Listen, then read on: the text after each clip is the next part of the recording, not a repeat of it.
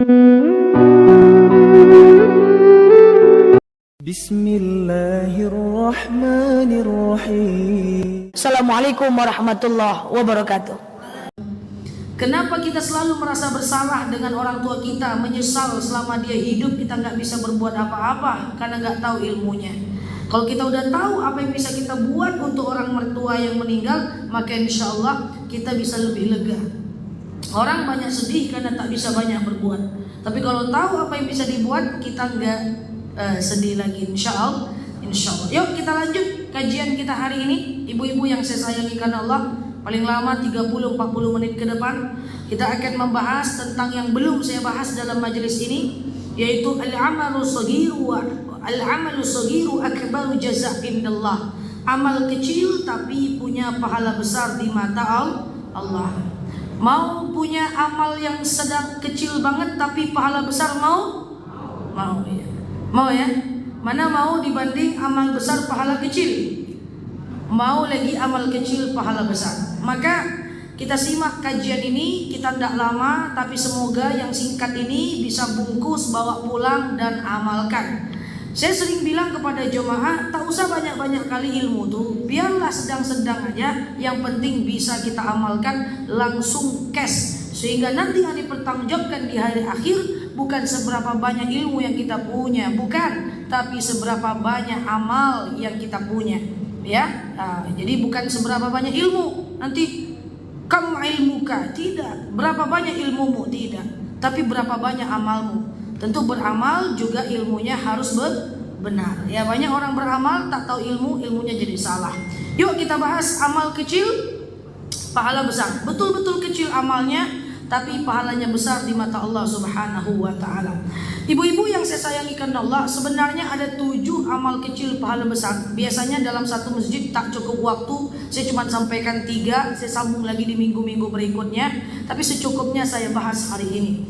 Yang pertama, ibu-ibu yang saya sayangi karena Allah, al-amalu saghiru akbaru jazaa indallah. Amal kecil tapi pahala besar di mata Allah. Jangan pernah tinggalkan ini. Caranya gampang, apalagi ibu-ibu yang sudah usia senja. Apalagi ibu-ibu yang udah usia-usianya gampang banget ya. Amal kecil banget. Amal kecil pahala besar. Yang pertama adalah sholat sunat fajar. Apa namanya? Sholat sunat fajar. Lagi namanya apa? Sholat sunat fajar. Kenapa pahala besar? Karena ada dalilnya. Rakaatanil fajr khairum minad dunya wa ma fiha. 2 rakaat sholat fajar bagaikan dunia dan seisinya. Sholat fajar itu hukumnya sunnah muakkad. Sholat duha sunnah biasa. Sholat tahajud sunnah biasa. Sholat awabin sunnah biasa. Sholat taraweh sunnah biasa. Tapi kalau sholat fajar sunnah muakkad, pahalanya bagaikan dunia dan seisinya. Rakaatanil fajr, 2 rakaat aja, ndak usah 4 rakaat, ndak usah 8 rakaat, rakaatan, 2 rakaat sholat fajar khairun, lebih baik, bukan seperti tapi lebih baik, minat dunia wa ma fiha, dari dunia dan apa yang ada di dalam dunia itu. 2 rakaat sholat fajar lebih baik. Kalau 2 rakaat yang ibu baca kul terus, tak sampai 5 menit selesai, dapat dunia dan seisinya. Inilah namanya sholat fajar. Jangan tinggalkan tiap hari. Sampai kapan? Sampai ibu risau kalau ibu tinggalkan. Itulah istiqomah. Risau kalau kita tinggalkan. Yuk kita lanjut sebentar. Sholat fajar itu apa? Sholat fajar itu adalah sholat yang dilakukan sebelum fajar. Kapan waktunya? Dari adzan subuh sampai setelah adzan subuh, sebelum sholat subuh. Saya ulang lagi, setelah adzan subuh, sebelum sholat subuh. Nama lainnya adalah sholat sunat qobliyah subuh. Nama lainnya adalah sholat sunat rawatib sebelum subuh. Nama lainnya adalah sholat sunat fajar. Itu juga makhluknya, itu juga bendanya, itu juga mereknya, tetapi sama sholatnya. 2 rakaat Niatnya yang mana yang sebenarnya? Niatnya boleh sengaja aku sholat sunat fajar 2 rakaat sunnah atasku karena Allah. Boleh sengaja aku sholat sunnah 2 rakaat sebelum subuh sunnah atasku karena Allah. Boleh sengaja aku sholat sunat qabliyah sunnah atasku karena Allah. Segampang itu sholat kayak sholat subuh. Rakaat 1, rakaat 2 baca disunahkan ayat pendek. Tak pakai ayat pendek pun tak apa-apa, yang panjang pun tak apa-apa. Al-Baqarah misalnya, ya kan? Tak pakai pun nggak apa-apa ya. Cuman sayang kan dia sunnah ya kan. Sunnah definisinya dikerjakan dapat pahala, ditinggalkan rugi kita besti, rugi ya. Jadi lakukan tuh 2 rakaat sebelum subuh. Nah pertanyaannya bukan itu. Pertanyaannya adalah pura-puranya kita ndak ke masjid. Orang udah sholat subuh di masjid, kita ndak pergi ke masjid dong. Pas orang pulang masjid, katakan azan jam 5:15 orang udah pulang masjid. Suami udah nyampe rumah, kita baru bangun, belum sholat subuh lagi kita. Nah kita pengen juga sholat fajar 2 rakaat, pengen juga sholat subuh, tapi orang udah pulang masjid. Boleh nggak? Ada yang begitu, ada putar-putar. Kita kan ceritanya pengen sholat fajar nih kan. Tapi orang udah pulang dari masjid, kita belum lagi sholat subuh. Boleh nggak? Boleh, selagi masih ada waktu subuh. Tapi kalau lah jam 7 dah ada sholat fajar lah dong.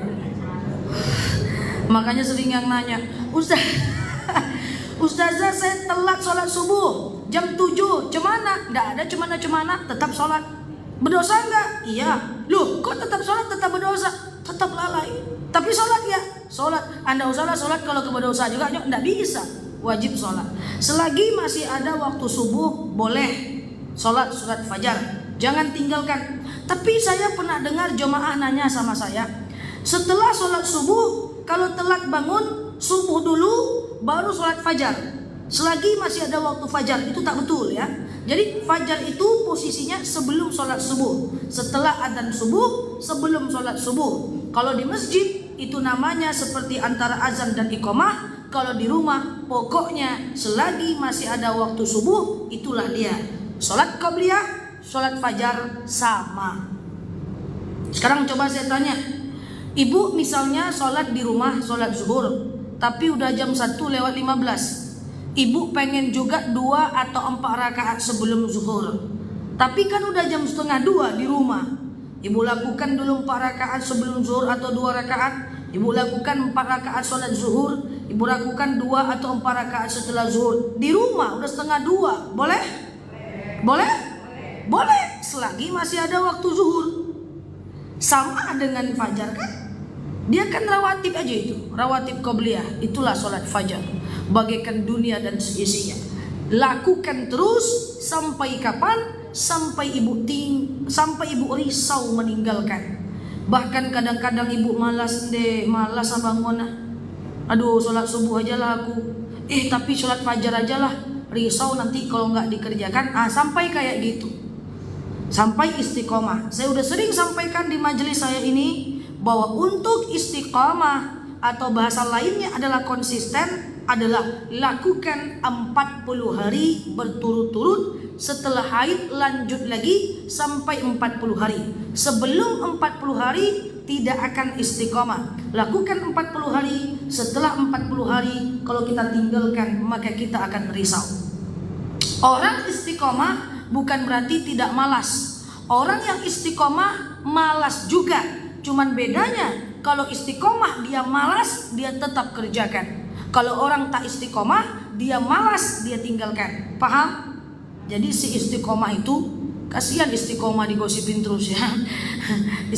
Istiqomah itu malas juga. Cuman dia tetap kerjakan. Karena dia tidak mau risau. Tidak ada orang bersemangat ibadah seumur hidup, itu tidak ada. Semangat ibadah seumur hidup tidak ada. Jangan berharap terlalu bersemangat ibadah, jangan. Karena al-iman yazid wa yanqus. Iman itu kadang naik, kadang turun. Tidak ada orang yang selalu bersemangat dalam ibadah. Cuman bedanya orang yang istiqomah, walaupun dia tak semangat, dia tetap kerjakan. Orang istiqomah tetap malas. Orang istiqomah tetap ada malasnya. Jadi jangan dianggap istiqomah tuh kayak malaikat nggak ada malas. Malas juga, cuman tetap dia kerjakan. Jadi kalau ibu malas, wajar, nggak apa-apa malas. Yang penting kerjakan. Ustazah saya malas sholat subuh, nggak apa-apa. Kok nggak apa-apa? Ya tetap kerjakan aja. Ya udah, nggak apa-apa. Kan saya sering sampaikan, bu, nggak usah semangat dalam ibadah ya.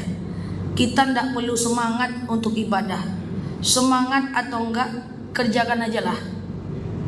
Ustazah gimana caranya semangat sholat duha? Nggak usah semangat lagi, kerjakan aja lah.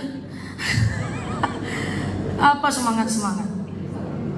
Ustazah gimana caranya biar semangat tahajud? Nggak usah semangat, kerjakan aja lah. Nggak perlu semangat itu. Semangat itu cuma sebentar ya. Semangat tidak bisa menyelamatkan kita. Yang menyelamatkan kita itu konsisten. Bahaya kalau ibu beribadah karena semangat. Ibu kenapa baca Quran 3 juz? Semangat Zah. Habis itu 3 bulan tidak baca-baca lagi. Kenapa tidak baca 3 bulan? Tidak semangat doh Zah. Tuh hati-hati. Kita tidak perlu semangat. Kita perlu konsisten. Ustazah Nela nih kok semangat terus? Tidak ada gitu. Tidak ada saya semangat terus, mana ada. Cuman saya semangat atau tidak, saya tetap berangkat. Tapi apakah saya semangat terus? Enggak juga. Enggak ada saya semangat terus, enggak ada. Cuman karena udah konsisten, sampai kalau lelah saya berkata dalam hati, ya Allah, kalau enggak karena Engkau enggak akan kukerjakan ya Allah. Kalau enggak karena Allah tak akan datang saya ke masjid. Berhenti saya dakwah ini. Udah terlalu lama, tapi karena Engkau lah tetap saya kerjakan. Itu kata hati saya kalau malas. Jadi apakah Ustazah Nela enggak malas? Malas juga, cuman tetap dikerjakan. Misalnya ngerjain penelitian, malas juga. Depan komputer, malas juga. Cuman bedanya kita tetap mengerjakan. Paham? Jadi kalau malas-malas, cerita ke saya, Nel, aku malas, kata teman saya. Enggak apa-apa. Malas tuh enggak apa-apa dong. Yang penting tetap kerjakan.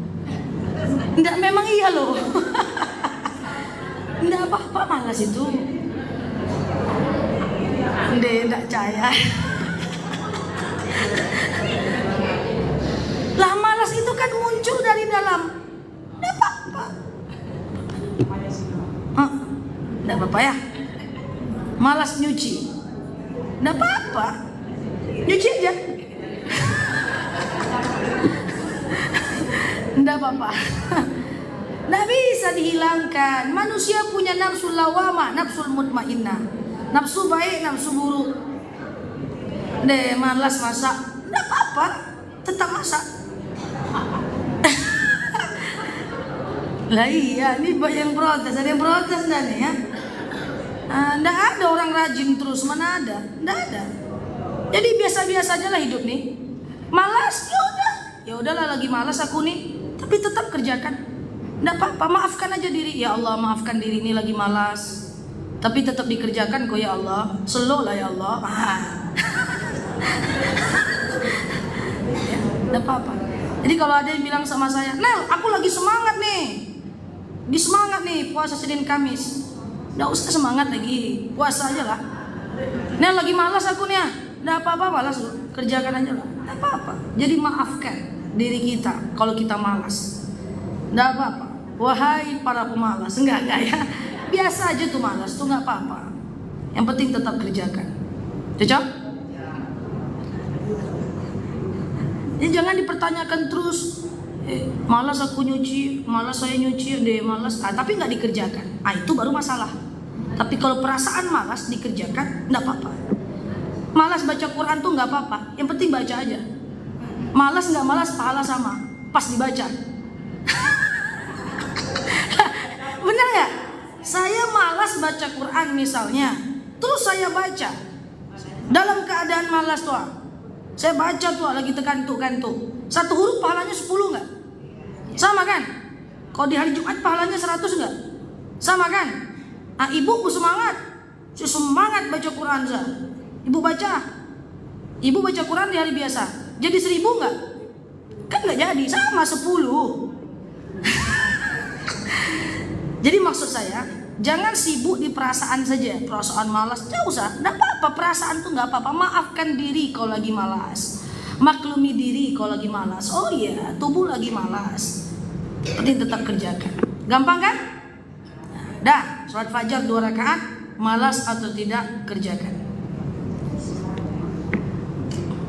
Yang kedua, amal kecil.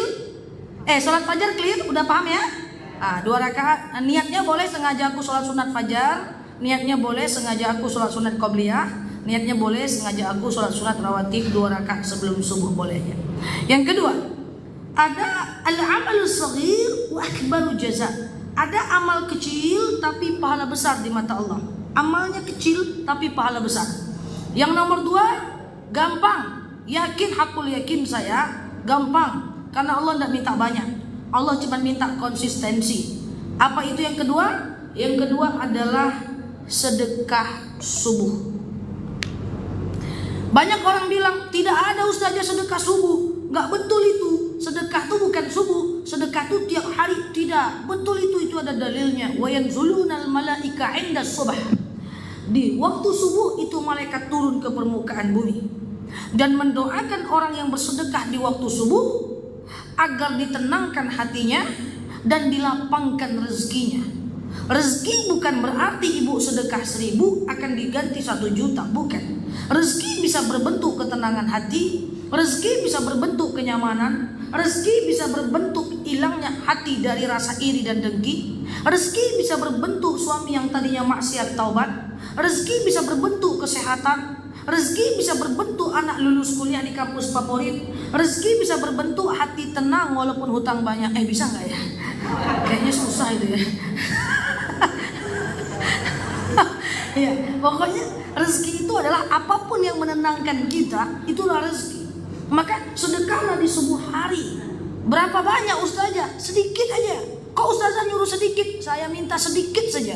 Yang penting istiqomah. Kok ustazah mintanya sedikit? Karena Allah yang pernah mengatakan, Rasul pernah mengatakan, innallaha yuhibbul amal qalil. Allah itu lebih suka amalan sedikit tapi terus daripada banyak tapi putus.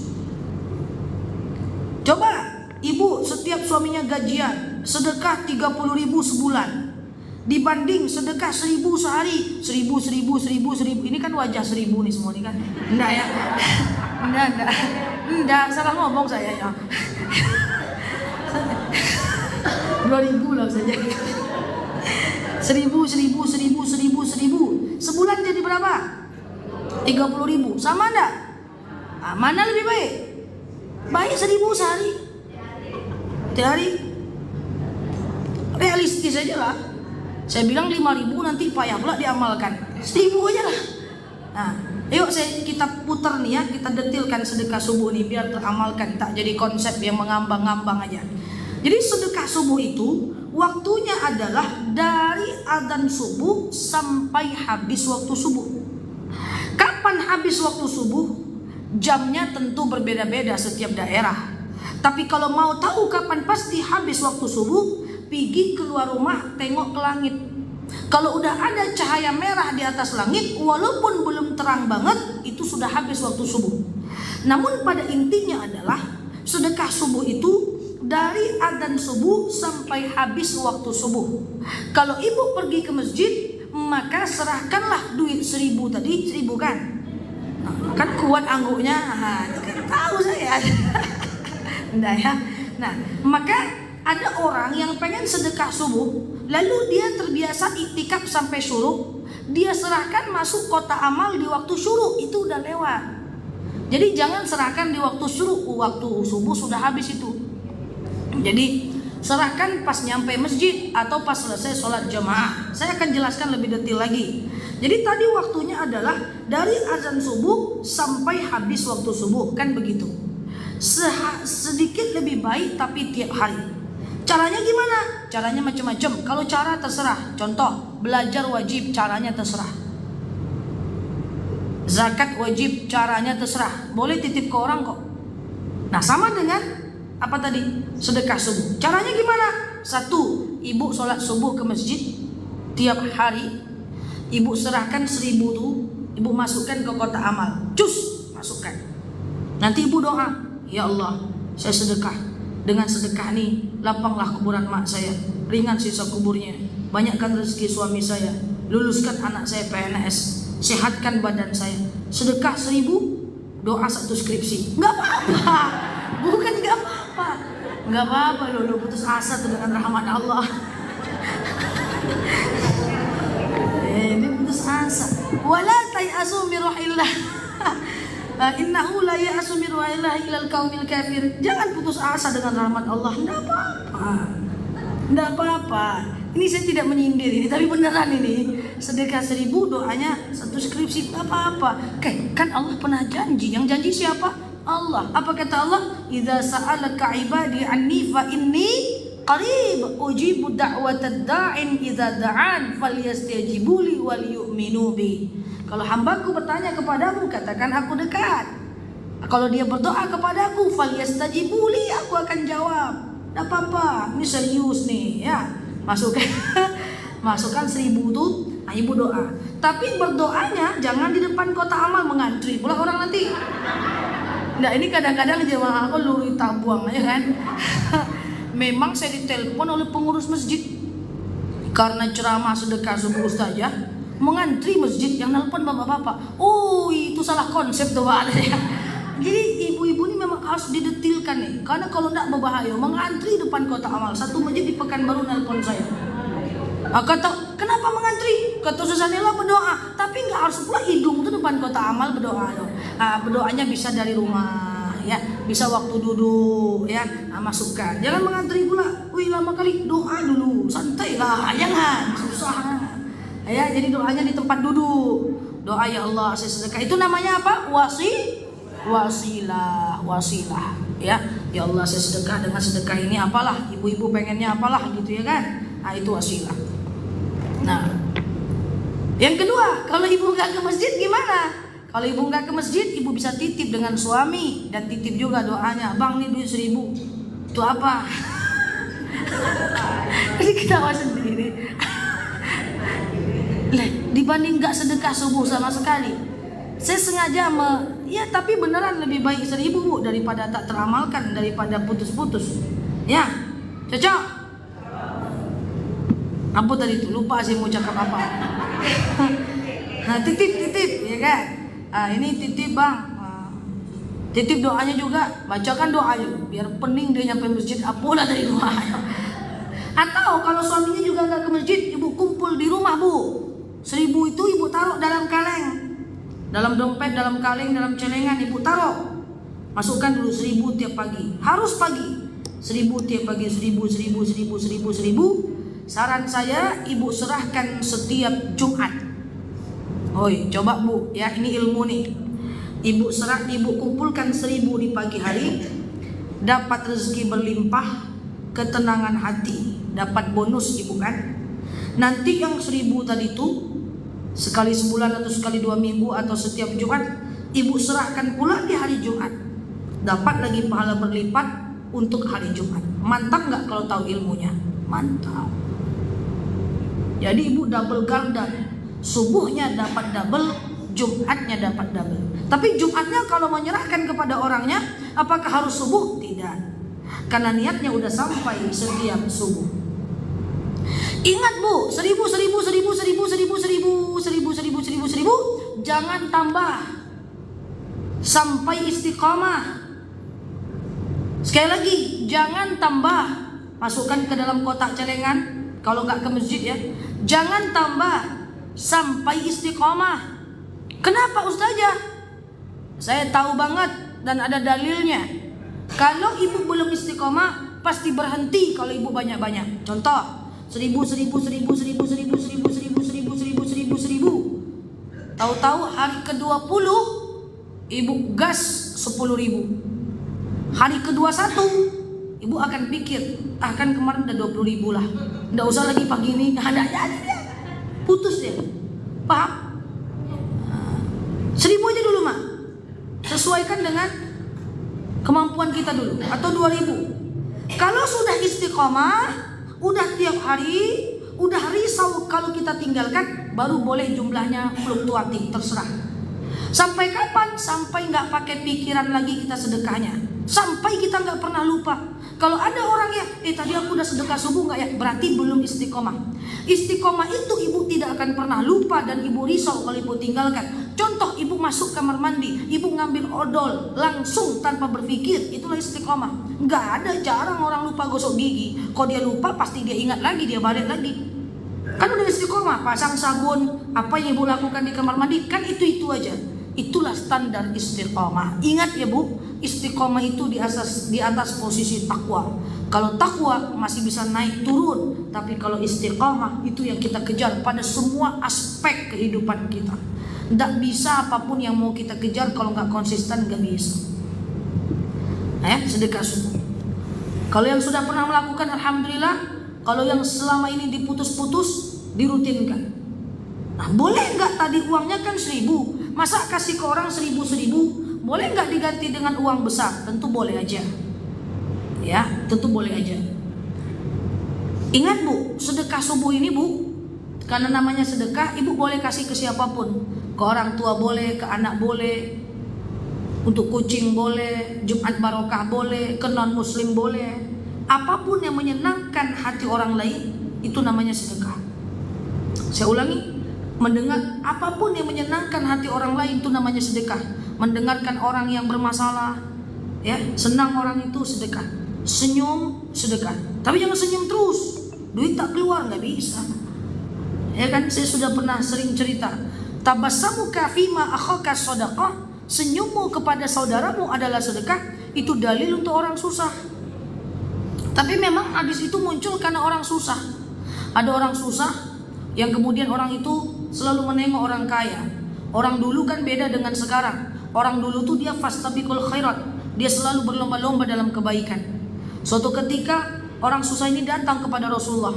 Ya Rasul, bagaimana caranya ya Rasul agar saya ibadah amalnya menyamai orang kaya itu?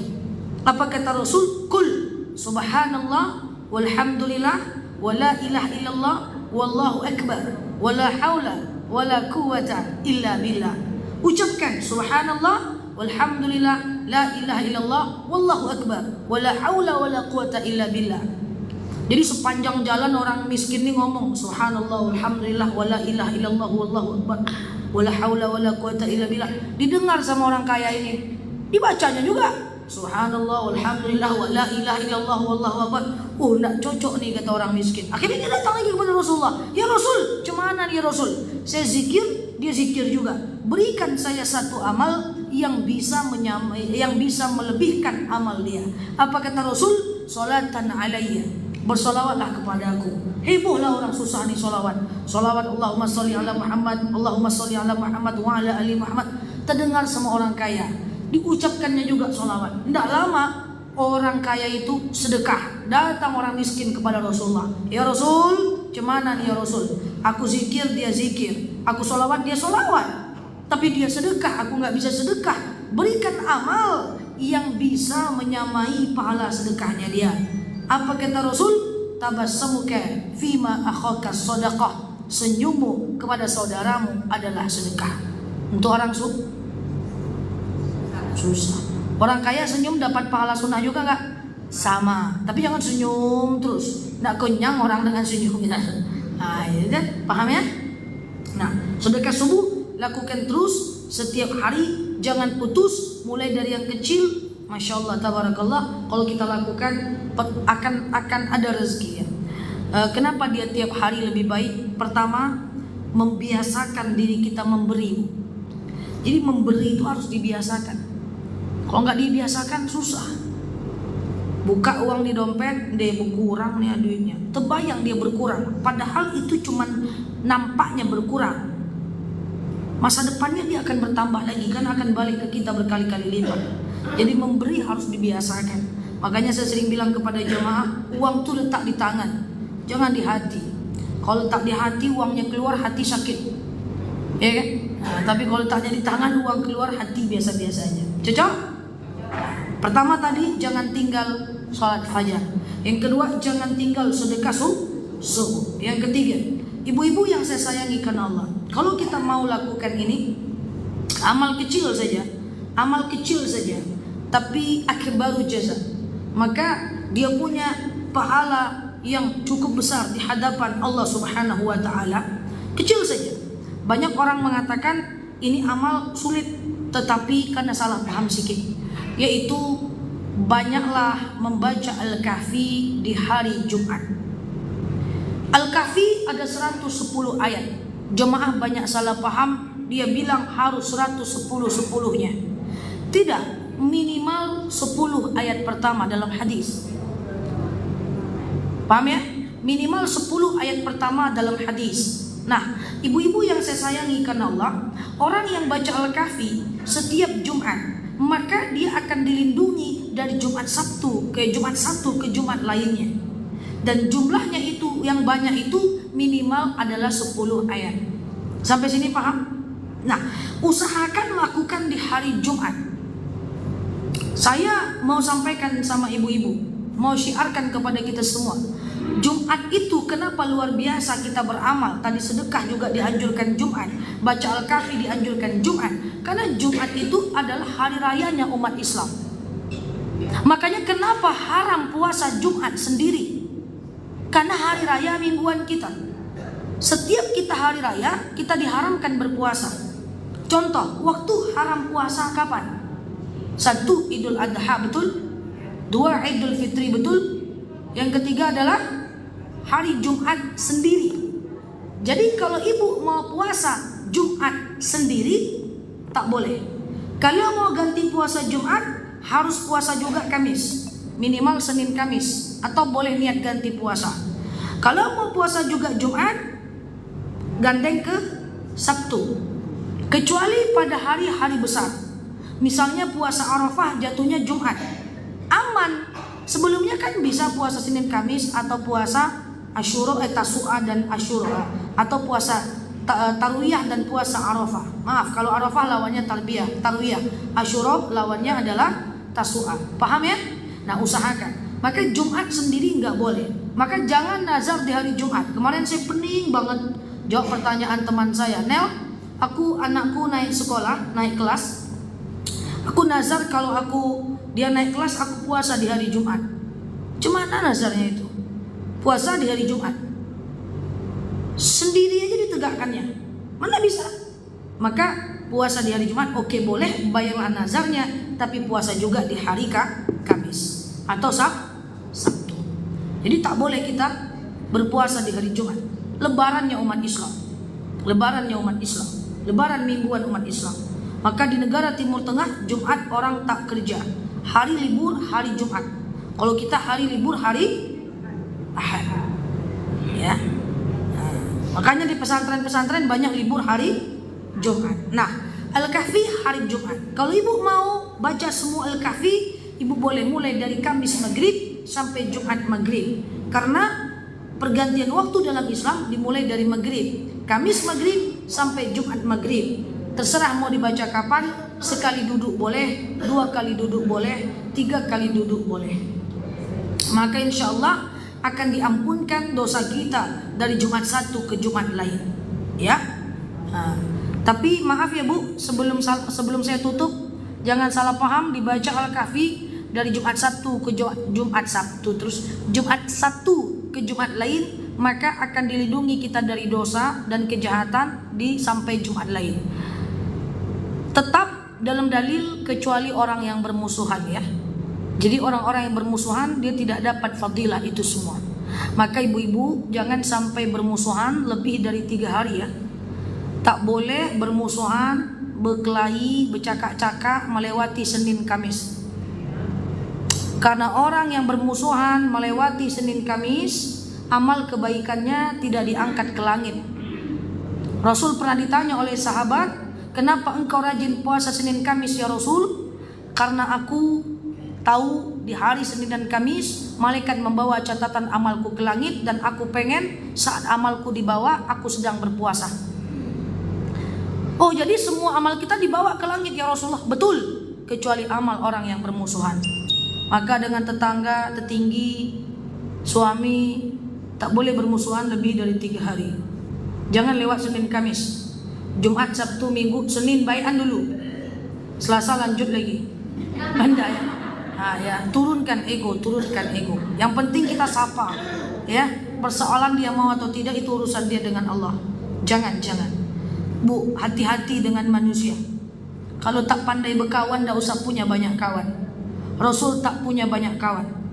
Kalau kira-kira dengan berkawan tuh hanya akan menyakiti orang dan kita tersakiti, tak usah banyak-banyak kawan. Dalam hidup ini juga tidak usah, tidak dianjurkan banyak kawan. Dalam hidup ini dianjurkan memperbanyak kebaikan. Oh, kita bantu orang mau kawan atau enggak sama pahalanya. Oh, aku bantulah dia kawan aku, mau kawan atau enggak sama pahalanya. Nggak usah kawan lagi. Maksud saya gini, tunggu lo besti, salah paham lah nanti ya. Udah inti nggak usah berkawan lagi ya, gitu ya. Bukan gitu maksudnya. Ketika kawan itu kira-kira kita hanya menyakiti, dia hanya menyakiti kita, hanya melukai, dikit-dikit curhat, usaha kok kawan saya gini, usaha kok tetanggaku gitu. Anda usah banyak-banyak kawan lagi, kalau banyak kali koknya manusia nih. Ndaklah fokus ibu sholat ibadah karena kawan tuh ndak iya ada bu. Allahu Akbar sami Allahu liman hamidah. Dia matilah dia cepat, Ndak khusus sholat kita. Tak ada dalil memperbanyak kawan. Mana ada dalil memperbanyak kawan? Dalil itu memperbanyak amal. Kalau dengan teman itu amal kita makin banyak, kita makin taat, kita makin bagus, mantap, gas. Tapi kalau teman cuman bikin nangis, kok dia gitu nengok aku ya, sedih aku, udah tidur 3 hari 3 malam. Jangan lagi berkawan kalau macam itu. Kok dia kayak gitu kali nengok aku ya, sedih aku, bikin sedih aja. Udahlah.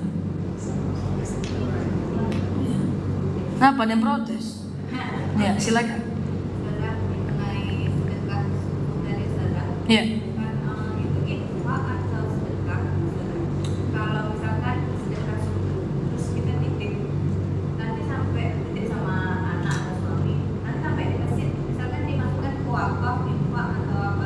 Oke, baik. Kalau dia masukkan titip, kalau kita belum bahas perbedaan zakat, infak, wakaf, sedekah di masjid ini belum aja semuanya ya. Semua yang saya tanya belum aja semua. Jadi nggak apa-apa. Jadi nanti kalau seandainya di bakul atau kotak amal itu kan ada bacaan. Kotak amal misalnya tuh bacaan yatim ya, maka niatnya sedekah tuh. Terus bacaannya pendidik. Itu untuk ustadz ya? Pendidik. Oh, yayasan, sedekah tuh. Tapi kalau bacaannya masjid, niatnya infak. Nantilah bulan depan kita bahas perbedaannya ya. Jadi kalau banyak kali PR saya. Banyak yang belum dibahas. Cemana lah ini. Gini, misalnya gini, lewat kita masukkan ke kotak amal masjid. Kita tengok dulu bacaannya, intip dulu. Oh, bacaannya masjid, berarti niatnya infak. Ya Allah, saya infak. Dengan infak ini lapanglah kuburan mak saya, ringan sisa kubur orang tua saya, berhenti malaikat menyiksanya. Karena kalau untuk benda mati seperti MTS, MDA, masjid itu infak. Oke? Tapi kalau untuk manusia, fakir miskin, anak yatim, uang gharim, uang ustad, itu sedekah. Lihat bakulnya. Pendidik, oke. Ya Allah, saya sedekah subuh. Dengan sedekah ini apalah ibu. Jadi biasakan benar niatnya, benar amalnya. Jangan ibu nanti niat ibu masukkan zakat, tapi ibu niatnya, tapi ibu masukkan ke bakul anak yatim, nggak bisa. Ya, jadi kalau titip ke suami bilang, bang titip bang 1000, masukkan nanti ke kotak yang bacaannya bakul ya bang. Yang bacaannya anak yatim ya bang. Tunggu, salah sedikit bahagia kali ya. Yang bacaannya anak yatim ya bang, yang bacaannya fakir miskin ya bang. Doanya ini gitu. Oke? Nanti bulan depan ingatkan saya, kita bahas perbedaan infak, wakaf, sedekah, zakat. Oke? Ada yang tanya? Sudah paham? Sudah paham, tinggal mengamalkan aja lagi. Yang pertama apa tadi? Fajar. Yang kedua sedekah subuh. Yang ketiga Al-Kahfi. Bulan depan saya tanya lagi. Nah ya, baik. Ya silakan. Jalan kaki itu kalau di malam Jumat terus tamat kita bisa lagi. Baik. Ibu pengen khatam baca Al-Kahfi misalnya. Itu ibu bacanya di malam Jumat misalnya dari Kamis maghrib sampai Jumat maghrib. Itu bisa ibu angsur selama hari Jumat. Misalnya habis maghrib 10 ayat, habis isya 10 ayat, besok habis zuhur 50 ayat. Nggak apa-apa, nggak harus sekali duduk bu. Yang penting dalam satu hari Jumat. Oke? Langsung bagus. Ini kan ceritanya terputus. Kalau terputus batasnya sampai maghrib Jumat. Iya dong. Langsung ya bagus lah. Langsung gas lah.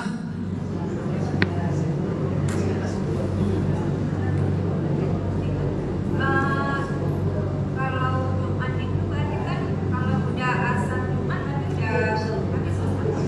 Oh, maghrib habis. Bukan Jumat. Habis waktu asar baru habis. Selagi masih ada asar belum habis. Jadi habis asar masih bisa baca Al-Kahfi sampai habis waktu asar.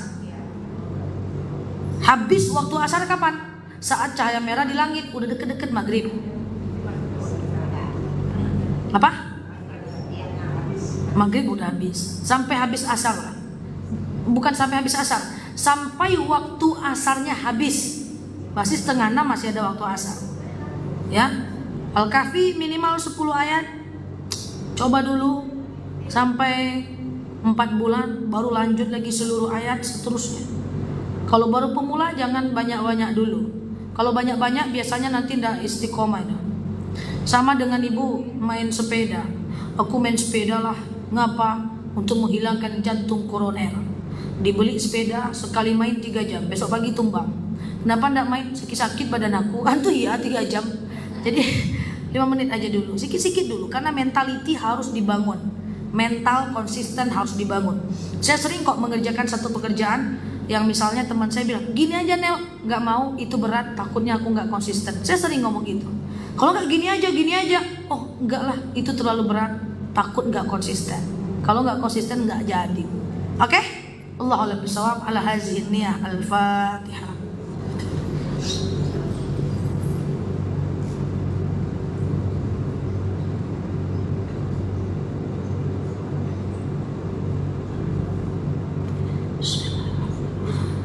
Amin ya Allah, amin ya Rahman, amin ya Mujib as-sa'ilin. Allahumma salli ala Muhammad wa ala ali Muhammad. Allahumma inna nas'aluka ridhaka wal jannah, na'udzubika min sakhatika wan nar.